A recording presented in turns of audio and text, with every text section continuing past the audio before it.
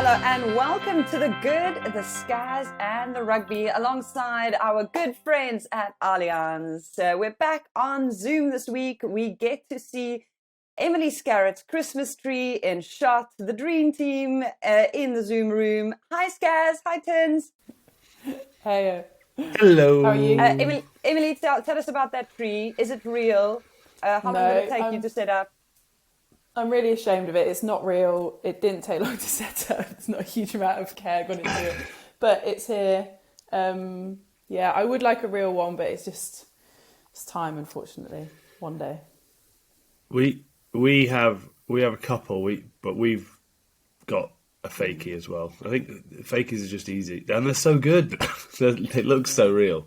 And they fall perfectly, and you don't have to clean pine needles up. But we do have a real one. But I did go wreath making, Elma, so I've got a real wreath, which was actually quite impressive, if I do say so myself. I was quite proud. I am so impressed by the wreaths. Obviously, my first Christmas in London, and the level of wreath show off that is happening on the sidewalks that I walk on the southwestern side of London is just on another level. But I think it's also because in South Africa, if you try to make a wreath with anything that is organic, it would start smelling and wilting within about 4 hours because it's 36 degrees Celsius.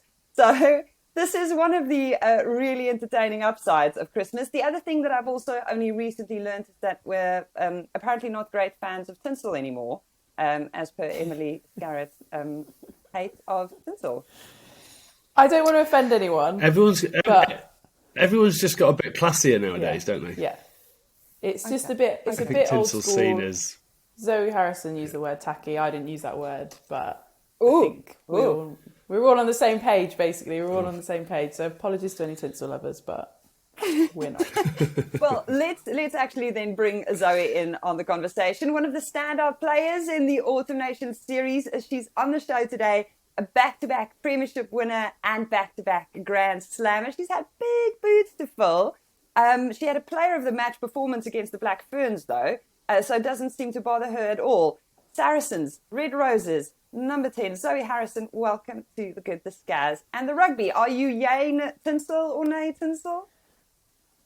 Well, Scaz has dropped me right in it there by saying that I said it was tacky, so I'm a nay. she does that. She does that a lot on this show, by the way. I'd say more of a no on the Christmas tree, but if it fits somewhere else, like over a mirror or something, then yeah, a little bit. But our whole box is going in the bin, basically. Put it that way. Right. My biggest issue with it. It's tough crowd at Christmas. Christmas just used to be throw as much stuff as you can. Now it has to be classy. My biggest issue is when it's like coloured. So I'm okay with like golds and silvers if I have to be, but anything that's too aggressively coloured. Yeah. Ooh, so rainbow Tinsel, not your vibe? Oh my God, no. Also, actually, Scaz, what about the lights? What about multicoloured lights? Oh yeah, no, or are you not more a fan of a of those gold either. and a silver? Yeah. Yeah. Classic. Okay, good. Yeah. We're on the same page though. Yeah, we really are. I feel like all of Christmas is, I mean, none of the whole point of Christmas is not to be understated. It's also dated by the very nature of the fact that we've had plastic trees and the same kind of Christmas decorations for near on 100 years. So isn't the point of it to just kind of be old school and schmaltzy? I am just shocked that you have a fake tree, Scaz. Say again, so you're disappointed in my fake tree? Yeah, I know. like that actually really surprises me. I am disappointed as well. My family will probably never forgive me, but it's just easier. I was going to say, coming from a farming background, I can't imagine they're a fake tree buyer. My dad physically goes out with his shovel and digs his own. Like the Griswold family Christmas, where you have to walk off into a field in the middle of the snow and chop something down. Love it. Got it. Love it. Okay, well... How are my cattle? How are my herd? Are they okay? Milking well? Yeah? Good. Are you a farmer now as well, Mike? On top of, being a golf pro in training? Yeah, when she got me up there just working on the farm, it opened up a real kinship with the cattle. I felt magical tongues they've got, magical tongues. What?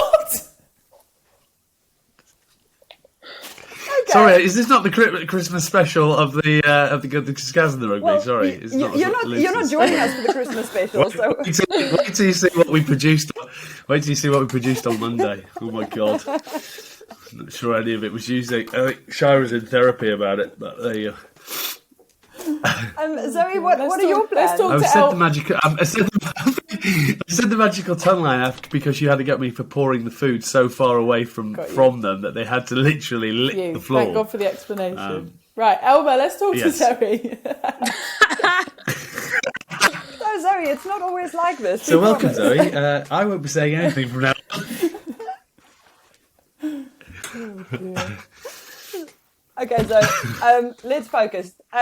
Speaking of silver and gold things and trophies, let's maybe just segue back into rugby for a tiny bit before this whole thing derails. Let's talk about trophies because you've won a number of them. Have you got a favourite? Because, I mean, I was rattling off about being back-to-back champs and on different levels of the game. Is there like a shiny framed photo of you with a trophy in your house? There actually isn't. And I might have to ask my mum why there isn't. She has done quite well with my first cap shirt, though. That's nicely in the hallway for everyone to see when they walk in the house. But no, there actually isn't one with a trophy. But I actually wouldn't know which one my favourite. I think going back-to-back Six Nations was big, but also back-to-back Prem was really big as well. And it was my first 2 seasons at Saracens as well. So I think to do that in your first 2 years of the Prem was like really quite big. Yeah. Do you remember what your first trophy in rugby was? Because obviously, where were you? Tring? Yeah, you know. Was it your dad played for Tring? It's probably one of those, you know, when they give it out, you've done great this week and you get the little trophy. No, I'm joking. Little trophy. Probably one of them. Take them all. Take them all.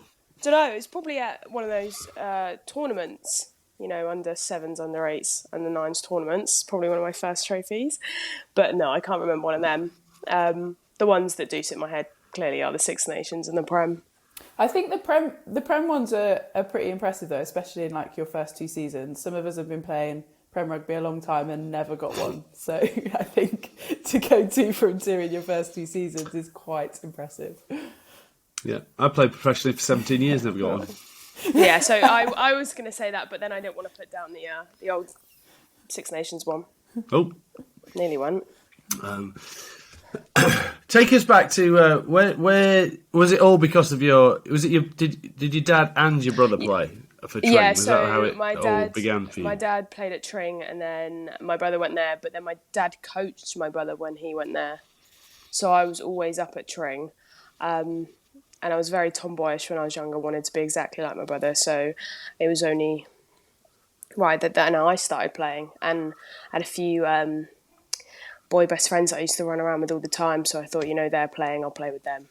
And are you one of their proudest products now? Do they brag with you like at every opportunity? A few of them still play, so a few of them constantly try to tell me that they're better at rugby, and then sometimes I'll get a message from them after a game saying, "Oh, you could have done this," and I'm like, "Yeah, thank you," but just print your CV out and send it out in your Christmas card. Yeah, and then the others, they always like to watch on TV or come watch the games. Are they constantly messaging you for stash? Because they're some of the old friends that I have that I used to play with. They're always like, "Oh, can I have that T-shirt? Can I have that jumper? Can I have that hoodie?" There's another thing, like Tinsel, that I think is dying out, the need for stash. Actually, mine just goes to my brothers. Yeah, fair. So it actually runs out because I've got 2 brothers and they are normally the ones. I say this, Ed's 6'6". He doesn't wear my stash. No, he's asking me to put an Umbro order in every week. No. Right. But I saw that you're giving... And if it does take your stash, it suddenly appears on eBay. And no, but you're giving some of it away on Instagram. There is a giveaway at the moment. Yeah, so that's where some of mine goes. It is a giveaway. And there's a few girls in my village that have just started up rugby, so I've put some aside for them and then I'll do a giveaway. Have you done the winner of the giveaway yet? Because I had a look the other day and there was a lot of comments on that, so... A lot, yeah, I know. Yeah, I know. No, I'll probably do the giveaway. It says Christmas Eve, but I'll probably end up doing it the 23rd because busy on Christmas Eve. What is Christmas Eve plan this year in the Harrison household? Wow, that is. I don't know yet, but I just know it'll be busy. I was planning actually on going out, seeing a few friends, but that all depends on what Boris has in mind, really. Yeah. I used to love that. Every year used to be Christmas Eve. Used to always be a night where wherever it was, you'd head out. And yeah. about. I don't know whether you can even still do it. But then Christmas morning, waking up feeling a little dusty is not the best one, is dusty. it? But then every year it's the same. And then with a game on the 26th is always. So, but it gets your we're mind lucky focused in back that in. obviously Wasps are playing Quins this year, but normally we have like 2 weeks off for Christmas, which is the dream. So we're very, very fortunate in that. That is the dream. I'm always astounded by these Boxing Day games, like almost in any sport, but particularly in rugby, considering how I usually feel on the 26th. I'm like, there is literally like nothing else is going to happen. I'm just going to, remain as quiet as possible and just watch whatever is on TV. At the moment, I love it because I get to sit there and watch it on TV. But until we start playing Scaz, we'll be like, oh. Yeah. I know. I think I hope it doesn't come in, but I kind of feel like it might at some point. Yeah. As everything starts to get a bit more professionalised and aligned with the men and whatnot. I think actually, if you look like at Christmas, when they do actually give you time off because they have to, because you have families, I think that's one of my favourite periods. Because you don't do any training, so you just turn up and play, and do that easy peasy.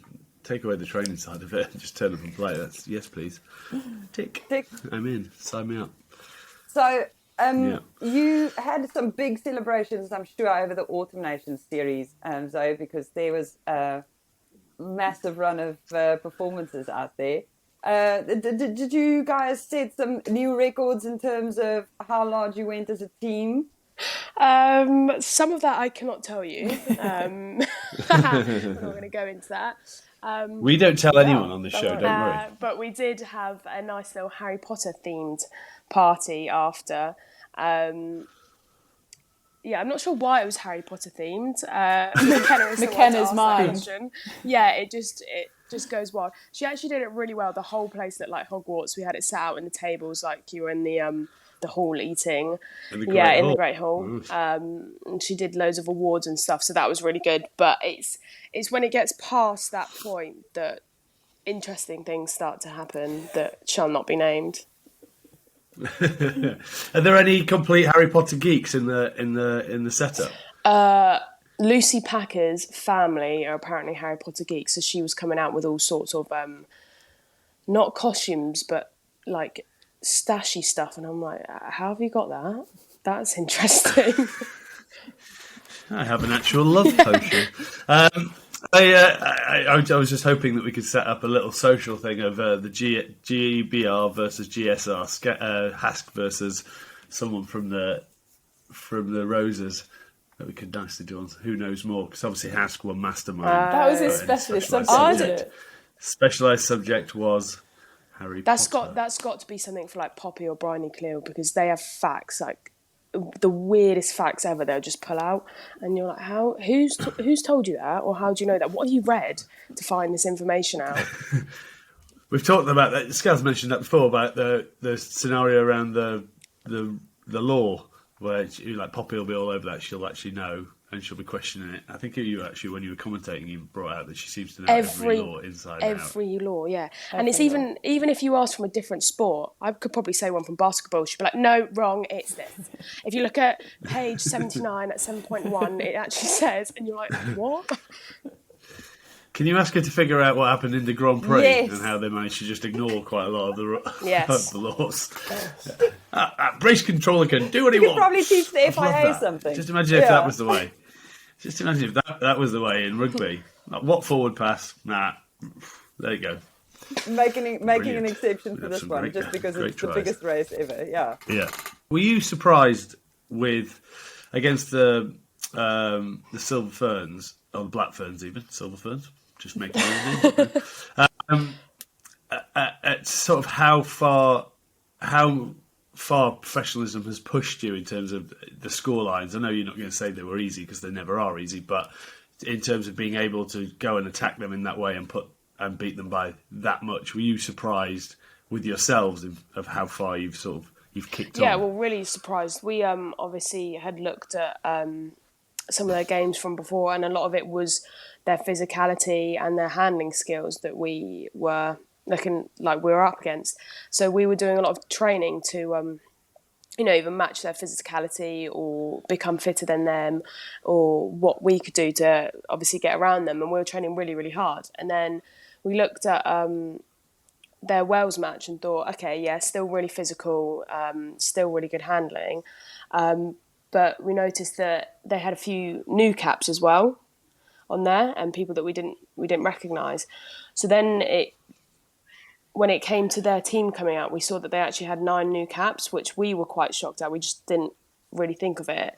But we obviously knew we still had to have a really physical game and, come out there, be fitter than them.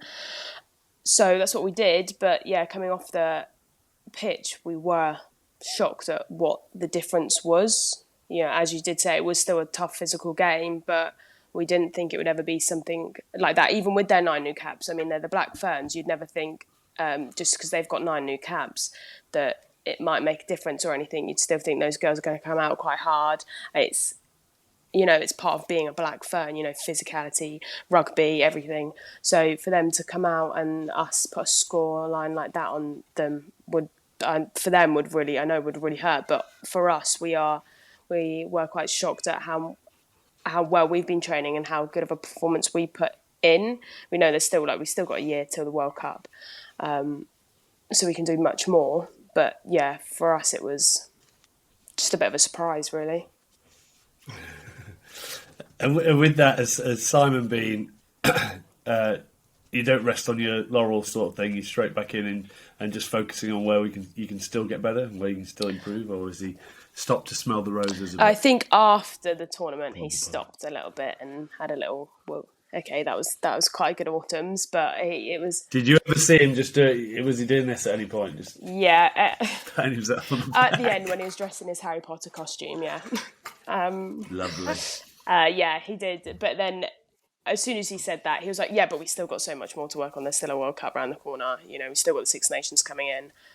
So it's he'll give us 1 or 2 minutes of praise, and then it's straight back to no, we've still got a lot coming for us, sort of thing.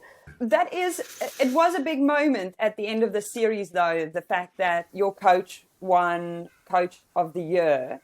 That's across men's and women's rugby, at the World Rugby Awards. Does that feel like an acknowledgement for women's rugby in the broader, the fact that the performance of your team, the work that your coaching staff has put in, is gaining that level of recognition? Yeah, massively. He even said himself, like it was us as a whole. He said, "This award, I'll happily accept it, but it's us as a whole. He's pushed us on, we've pushed him on. It's been a massive collective effort in being recognised and being able to even be acknowledged for the award.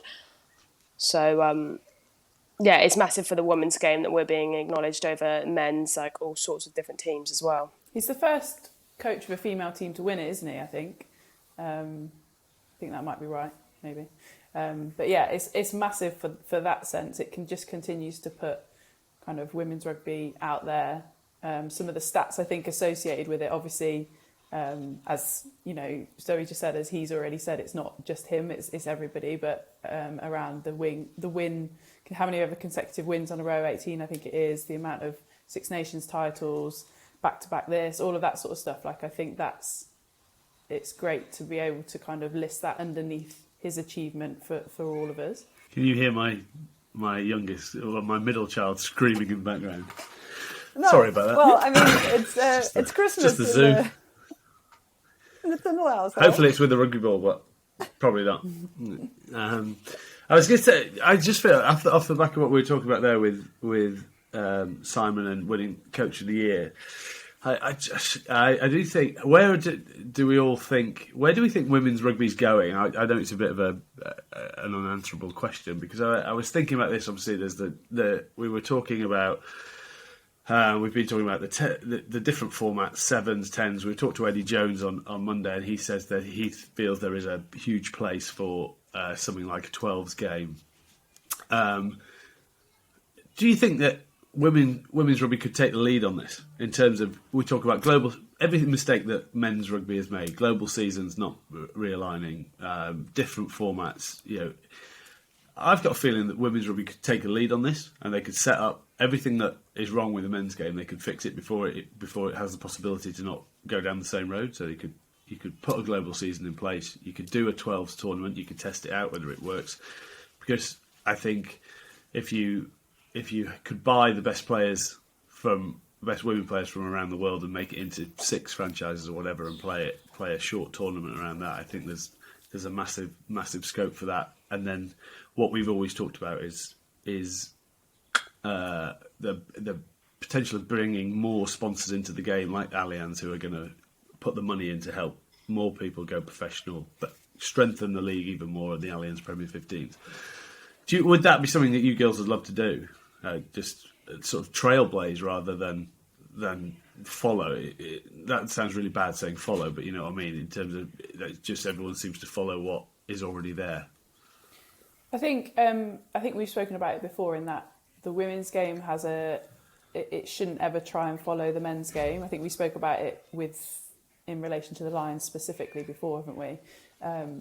I think it's really important that isn't just the case, because like you say, we'll just basically follow the men's game, continue to make the same mistakes or get the same success in exactly the same places, whereas it is a different game. I think the sevens game has shown what is capable in the women's game, I suppose, maybe. Like, it naturally having less players means that a lot of nations that maybe can't foot 23 really strong players can come and have a place. You think of like some of the North American sides that aren't traditional rugby playing nations, Canada especially, have had huge success in the sevens game.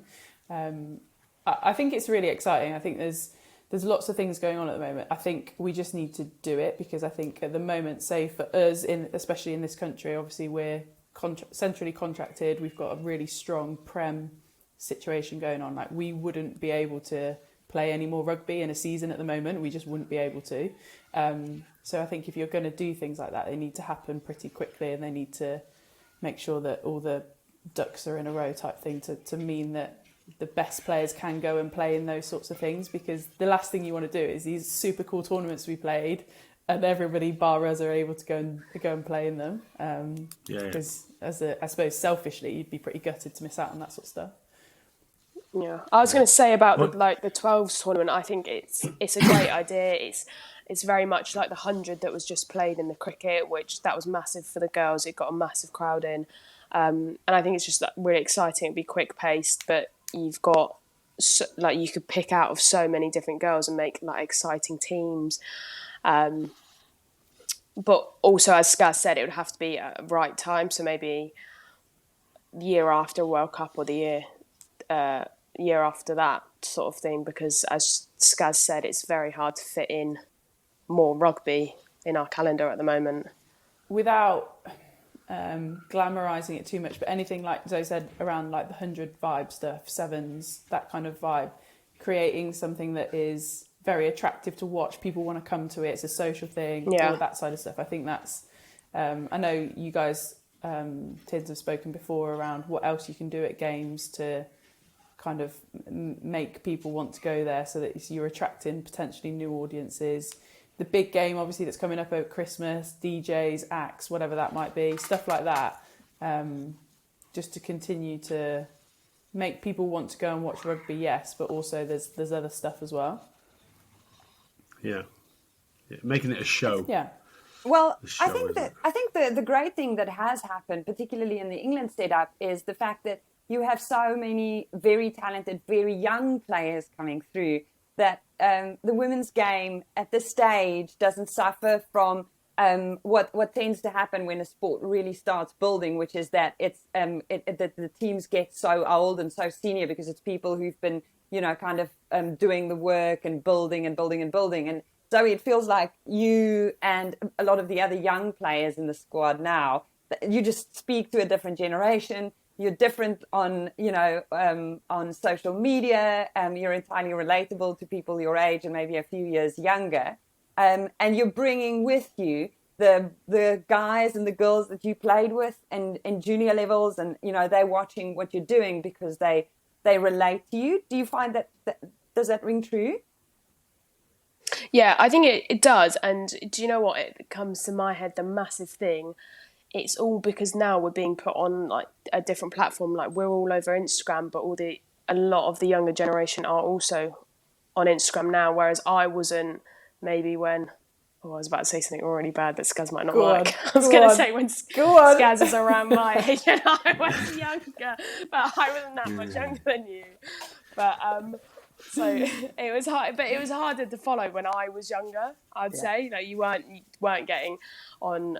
Like we're on Alien's Prem is on BBC Sport now, which has never happened before, and being shown on BBC Two as well with England. Like it hasn't happened before, but we're being put on all these platforms, and it's engaging young boys, young girls, like all sorts of people. It's not just going to your like normal rugby families or people that are already playing rugby. We're all over different stuff now, and you think of an explore page on Instagram, I get so many random things on there. So we'll be popping up on other people's explore pages, and then they'll click on it, and then they'll go down a route of, looking through all sorts of different rugby stuff of ours. And it's just being able to reach out to different audiences now, and it's being made easier through that. But also it's being made easier through how we're performing. If we perform better, then it's then put over more social media, put over TV, and yeah, so I think they come in hand. If we play better, then social media rises and we get over more social media, which attracts more people.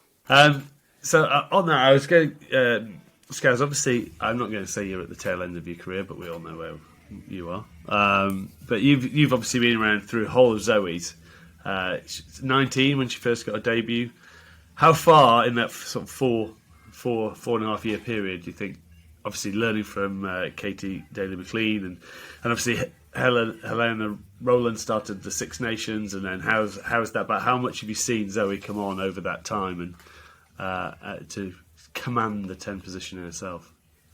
Oh, it's actually been like really nice to watch, and I'm not just saying it because she's sat on the computer screen next to me and she's hearing everything I'm saying, but I think like as any young player coming into the squad, myself included when I was many moons ago, it's hard. It's a really tough place to come into, and it should be. Like, it's international rugby, isn't it? So it should be tough. But I think like how Zoe has come on now, I think she's definitely changed a bit as a person as well, in terms of how she conducts herself around the squad. Obviously the 10 position is incredibly difficult, obviously on the field, but also it requires a lot from you off the field in terms of the work that you put in, the analysis. Obviously you're kind of charged with leading a game plan, driving it, telling the forwards what to do and telling the backs what to do. So it's a massive position, and I wouldn't want the job. So obviously coming in as a youngster, it's really tough. But yeah, I think this autumn has probably been the I don't know what the right word would be, but the real kind of shining light of what Zoe is capable of. And obviously there's still loads more to come, but I think we've really seen her step up, own it. And obviously there'll still be challenges. Obviously Helena in that 10 shirt as well, I'm no doubt she'll want it back, and she'll be wanting to play well as well. But I think how Zoe's been going, her kicking game especially, and as I say, just how she's been around the squad and stuff, I think, yeah, is a real testament to how hard she's worked. So good on her. I'm really pleased to see it. Thanks, Scaz. Is that battle with Helena? Is it a friendship that is pushing just for the good of the team? We've looked at Farrell and Ford before and how they're best muckers off the pitch, but they're driving each other on. Is that sort of the relationship you have with Helena? Yeah, I mean, we've actually played together for ages. We were at Saracens together. So we actually won the first Prem. I was 10 and she was 12. So we've always like been like with each other's sort of side and always helping each other out. So that has been good. And when Katie left, Helena sort of came in. So it was, and I was obviously still quite young. So it was a good battle, but also helping each other become better.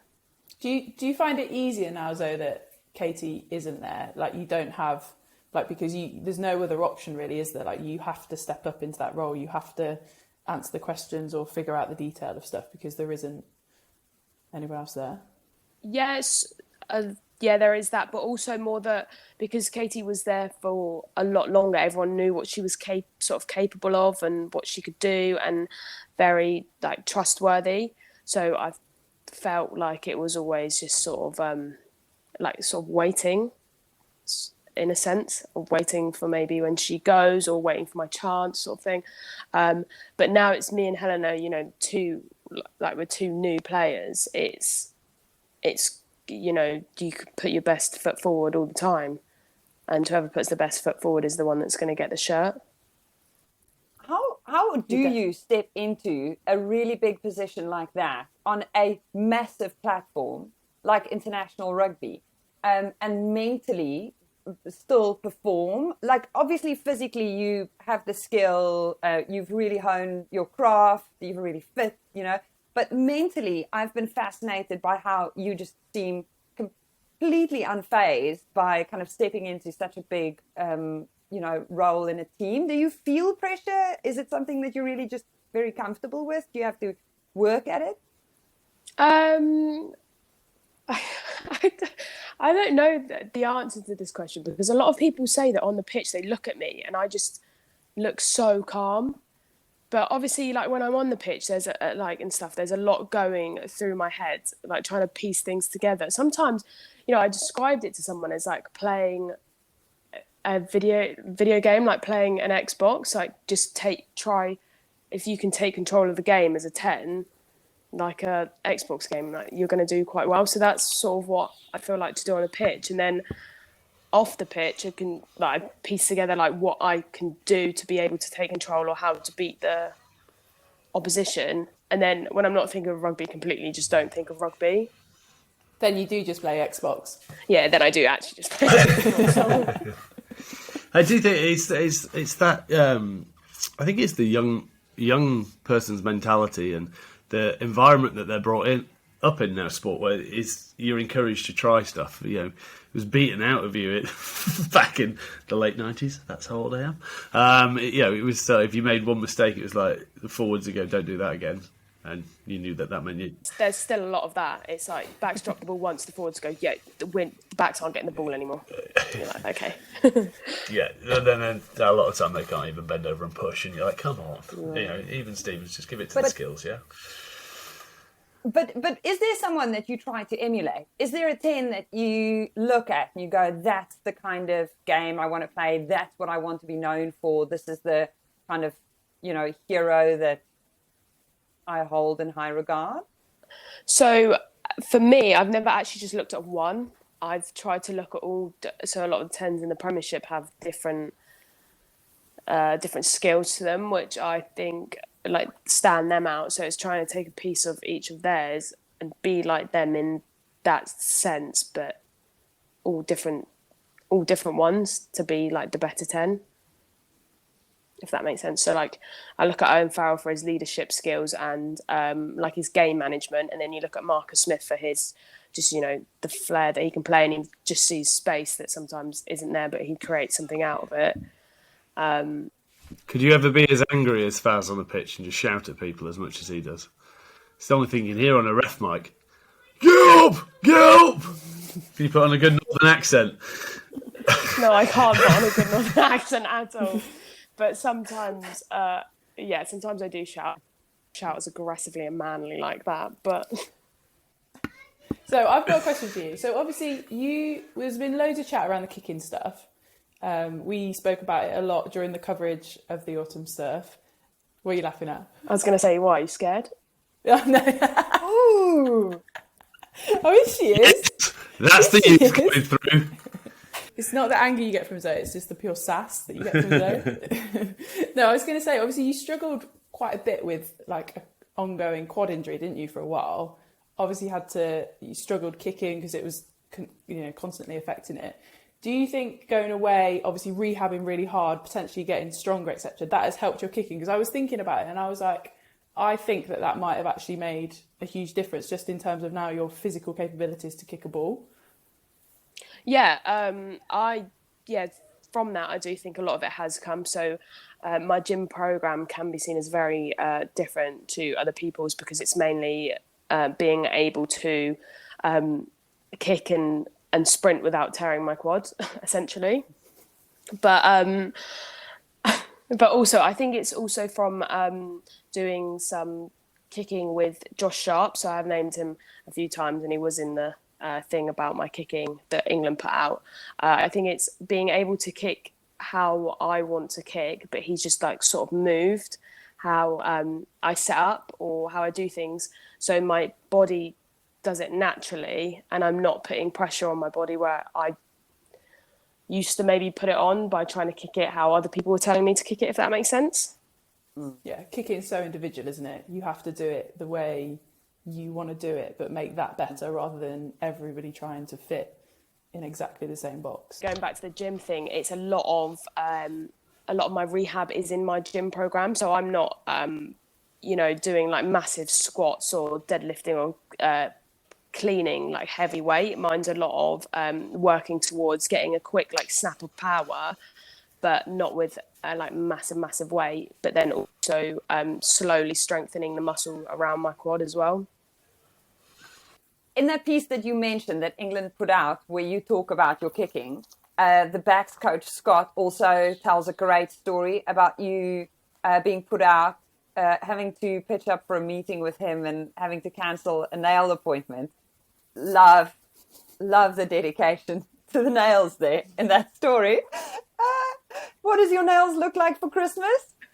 I actually haven't got anything on right now. I was planning on doing them on Saturday, so when I was free I was going to do them because I was going to do some gel nails the nice last game of the season, and then going into Christmas I was going to get them on. But yeah, I think it was actually like either an off day or an off afternoon, so me and Jess have like rang up. We've done loads of stuff, like we've gone to a spa on off days and stuff like that. So we had our nail appointment booked, and then all of a sudden Scott puts in like texts in like we've got a meeting, and we're like, for God's sake, Scott, like we had our nails booked in. What colour are you going to do when you do the gel? Probably like I don't go for anything like red. That is just like, it's just not me, or sparkles. It's very plain, like just nude or plain colours. So it's like an sort of whitey with it's white with like a little bit of pink in it. So it's I can't tell you. With a little bit of pink on it. Very normal. There's definitely nothing I can really add to this conversation right now. James Haskell will be jumping in. Sia Kulisi posted the other day. He went for a full mani and pedi, and he posted on social media about it. And he was like, "Why did no one tell me? This is so nice. Men who've done this before, who've been keeping quiet. Where have you been? Why don't you share?" Yeah. Lena painted mine the other day. Not very. A 3-year-old's not great at painting nails, by the way. Some of the girls really go to town. Amber Reid, Lark Davis are very, very good at them. Amber will have like tiny little roses on each nail, like really intricate stuff. And then when she's gone back to Bristol, she'll have like Bristol Bears stuff on them. Yeah, it's very smart, very clever. That she paints herself? Yeah, I think so. Well, they're not stencils. So. They're not stencils. They are actual handcrafted, are they? I don't know, but let's give her the credit. Yeah, it looks very impressive, whatever it is. Yeah. I've sat in nail salons and watched people do all of those crazy, weird, tiny little, like almost animation work, and gone, the number of hours it must take to get to that level. I feel like you should be competing in some sort of competition and earn like a prize if you can paint like tiny little things like roses on nails. Surely there should be some sort of, it can't just be a job. This is also an art form. Are you open to any kind of crazy colour suggestions? I mean, if we ask people to just weigh in below, that's and go, actually a good idea. Come through with. Oh, there's something nice, Elma. Let's run that. Someone gets to Fine, pick it. just nothing. Someone gets to pick, or like and you've got to good wear Scaz it. Rugby colours. maybe a light blue. I'm just She not would- I don't into think she'd like the anything, blue. wacky. Like, let's not go like neon yellow. That's not happening. Neon yellow. You don't even I'm want here to for do that. red. Oh my goodness! I mean, you are really conservative. I'm honestly, I'm one of those people who finds green and blue nails just incredibly distracting. Like it's like my brain can totally cope with orange and pink and like all of the, I don't know, like human skin tone kind of variances thereof. All of that's fine. But as soon as someone has a bright green, or as you say, like a lumo yellow or a blue nail, like it's almost like I can't concentrate in the meeting because I just see this kind of going all over the place. Same as Christmas lights, Elma. We've gone Same as full Christmas circle. light. Yeah, there Full we circle. go. But are you the leader of the pack when it comes to the nail game in the squad? Is there someone who does it better? No, not at all. Actually, Lark Davies brings her own gel set in, and normally if you need your nails done, you go to Lark because she's actually incredible at it. She's really good. She's like, she brings in. Oh, Amber does really cool ones as well, but Lark brings in like a full set. It looks like you've turned up to a nail salon. So it's been you've gone back to the club. How is that after you've played international rugby for 4 weeks with your national side teammates and then going back and playing Quins? Is it easier? Is it harder? Is it more competitive? Is there more spice? So it's been tough. So we had Bristol as well as Quins, and actually Gloucester Hartbury away, and they're always a tough team to go away to. So it's actually been quite a hard run after the autumns. And I'd say like tough in the sense of, so when we go into England, everyone's professional. Like we're together for however many weeks. Everyone knows what's going on. Everyone's heads into rugby. But when you go back to your club, it's can be quite difficult sometimes because you've got some girls that are professional, some girls are not. We've just come out of the autumns. We're quite tired. They're tired from work. It is quite hard after coming from a series back into club, whether it's hard games or just coming back in. So yeah, our run of games has been quite difficult though. Especially the Bristol and Quins, the top of the table clash, and then into Quins, our rivals. I think the Bristol game, everyone was, because it was a top of the table clash, everyone was really ready to go. From our heads were really switched on to that one. And then for some reason, just against Quins, who are our rivals, so you'd think everyone was ready to go for that one. Our heads weren't in the right place, and we just weren't good in that game at all. And then you see the comments on Instagram, the Instagram post for Lottie when they inducted the players into the 100 club at Saracens. And parents from the children that he teaches going, "Congratulations, Miss Clapp," which is, I mean, that's quite a reality check for all of us to, watch international rugby and just kind of assume professionality. And as you say, then coming back into the club game, that's quite a reality. It's like a reminder that this is also, only not completely pro. Yeah, exactly. So we do have a few of them when we get some of their kids to come down and watch, which is quite nice. But yeah, as I say, like it can be really difficult. You go from a really, really professional mindset where everyone around you is in the same boat to you've actually got to consider what other people have done throughout their days and how they're feeling. And obviously, like, after that Sunday game, people had to go back and teach the next day. I was completely battered after that game, but they've got to wake up at whatever time in the morning and get to school and teach the whole day. So sometimes it is, I know everyone has their off days as a team, but harder for us girls because people have a lot more else going on in their lives sometimes. Emily sort of said that some of the Premier 15 games now look just competitive and as physical as international matches. Do you find with the league being so strong that is generally the case? Obviously, you've just highlighted. I think that might also have been a reason of why we were really good in the autumns and put so many points onto teams, because we're playing at such a high level compared to some of the other countries because of how much our leagues stepped up. It brings us onto the topic of the Women's Rugby Association that was launched this week. Now, if you don't know, the RPA represents professional players in rugby in the United Kingdom or in England.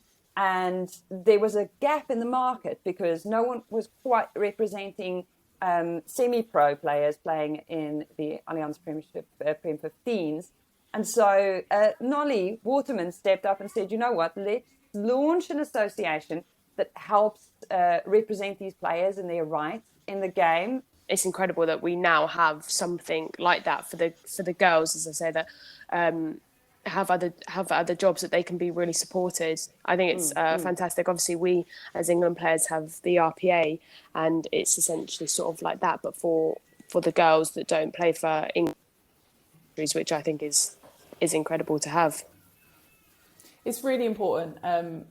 It's really important moving forwards. Obviously, we hope that our game continues to professionalise, and then maybe we all move into that space that Zoe and I are lucky to be in at the moment. But while it's not, and it's that really grey, muddy water of kind of professional, semi-professional, totally amateur, it's really important that those players feel like they have somewhere to go. Obviously, you know, we all know Nolly very well. I know they've been working hard on it, I think, for quite a long time. Polly Barnes, Emma Lax, also people involved in it. So, you know, you've got some good heads involved in this, which, you know, hopefully it's going to be a brilliant thing. But I think Knowles said in her release, it came about from the Alicia Butcher's thing, whereby she needed ankle surgery. She couldn't get it. She was having to crowdfund. And there's been numerous examples of players playing in the Premiership trying to crowdfund to kind of support themselves and get themselves back up and running after an injury. So if we can just take away, or they can take away that sort of stress, give them somewhere to turn to, even if it's just for advice. It might not be able to,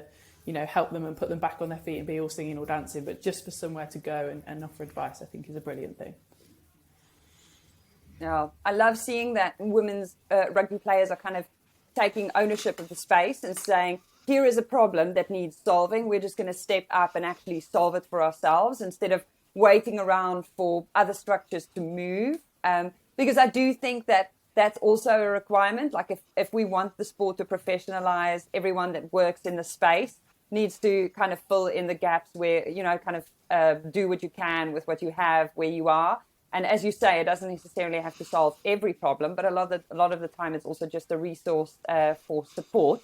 On the good, the Scaz and the rugby, we are great supporters of people performing. So I think it would be also important for us to say congratulations, Zoe Allcroft, named World Rugby Player of the Year, and great company there alongside Antoine Dupont. Massive achievement and due recognition, Mike. Yeah, I think since I started watching more and more of the women's game, she's just gone better and better and better, and in the autumn she was just outstanding. I think she's a very special player. So massive shout out to her, and obviously with Antoine Dupont, he's just the best player on the planet, full stop at the moment. So he's playing the game he's like Neo from the Matrix. He's just seeing everything before it actually happens. So he's dodging bullets next, apparently. Such good company to keep. I think just a word on that, like, she's been phenomenal. She generally won't score the tries or grab the headlines for lots of different reasons, but she is a phenomenal rugby player. I saw the clip where Maggie presented it to her at Gloucester Hartbury, and that is her in a nutshell. So surprised, so humble. Isn't it? Yeah, it just completely sums her up. She's a quality girl, so I'm really, really chuffed for her. Yeah. Excellent. Well, Zoe, good luck with the last big game before Christmas. And thank you so much for joining us today, and all the best with 2022. Keep us posted on the decision on the nails in the end then. Thank you very much, guys. Thank you. No worries. I feel Santa's going to be very kind to you too as well, Zoe. Lots of presents. I hope so. Thank you so much for joining in. Thank you to our team behind the scenes, to Shira Kilgallen for driving this week. Has definitely, from a technical perspective, been a more testing one than usual. Next week, we have a Christmas episode coming your way, not to be missed. Mo Hunt will be back in the fold. Mike's going to be on dad duties. It's Christmas season after all. So Merry Christmas, Mike. Thanks for joining us. It's a pleasure. I'm going to put my Santa suit on for the next 2 weeks. Okay, well, Santa's got a lot of work to do. Santa should be back home and resting in 2 weeks, but there you go. That beard is getting whiter and whiter as the season progresses. I'd like to have dyed it, but it's just old age. Okay, well, see you next week then, Emily. Yeah, see you later. Have a good week, everybody. Okay, we've been the Scaz and the Rugby. Bye-bye.